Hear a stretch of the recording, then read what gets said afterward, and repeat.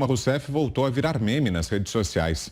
Em uma entrevista para o jornalista Leonardo Atush, da TV 247, a petista tentou explicar o conflito entre Rússia e Ucrânia. Primeiramente, ela falou sobre o que é a OTAN. A OTAN é para manter a União Soviética fora. Os americanos dentro e os alemães, diríamos assim, reduzidos, diminuídos. Isso é uma tradução da seguinte citação em inglês. Keep the Soviet Union out, the Americans in, the Germans down. Esta é vamos dizer assim, o espírito para o qual a OTAN foi criada. Dilma, então, foi questionada sobre a origem da atual crise na Ucrânia.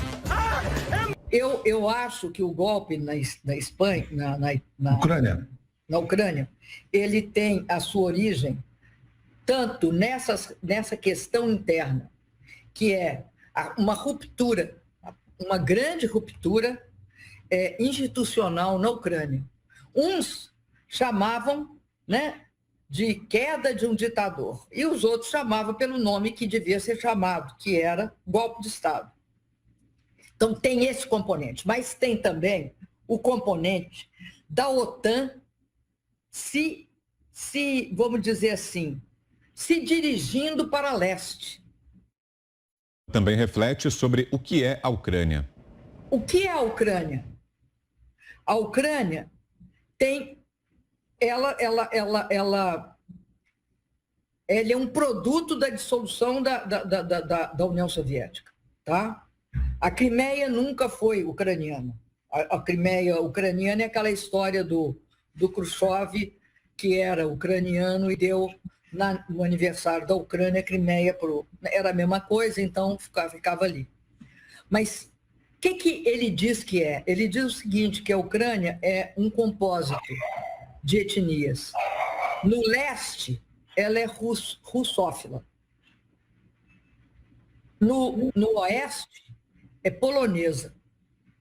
E no sul, na beira do Mar Negro, ela é otomana. E o Chevènement diz o seguinte, tem de ter, se vai criar, ou seja, se a Ucrânia vai se manter, tem de fazer um acordo internacional. Vladimir Putin também surgiu na conversa. O Putin, inclusive, eu não sei se você assistiu aquela entrevista que ele fez para o Otone, o Stone. Otone nada, Stone. O Oliver Stone. Isso. Eu não sei nem por onde começar. acho que eu vou começar pelo Otone, que é o Oliver Stone, né? O cineasta aqui, Otone. Mas olha, saudades, Dilma, volte sempre. Estamos ansiosos aguardando sua presença aí na campanha. Nessa entrevista, tem uma hora, tá? Que ele diz, ele reconhece, porque houve uma abertura de documentos recente. Então, todos esses documentos que envolvem as discussões entre o Gorbachev, entre, né, o próprio Yeltsin, tá? e todos os europeus, as lideranças europeias dos Estados Unidos, fica claro que havia promessa clara de que não iria, inclusive, não houve reação por parte da Rússia, por isso também.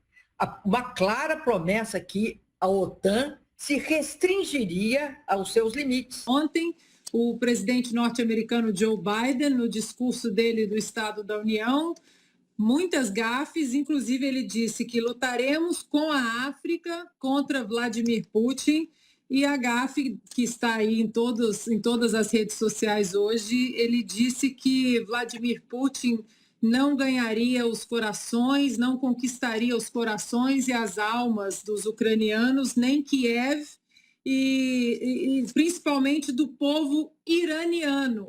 Ele quis dizer ucraniano, mas ele falou assim, iraniano, bem claro. E Kamala Harris, ontem também, num podcast, ela disse o seguinte, abro aspas, a Ucrânia é um país da Europa. Existe ao lado de outro país chamado Rússia. A Rússia é um país maior. A Rússia é um país poderoso. A Rússia decidiu invadir um país menor chamado Ucrânia. Então, basicamente, isso é errado. Aí, para vocês se divertirem com a Dilma daqui dos Estados Unidos.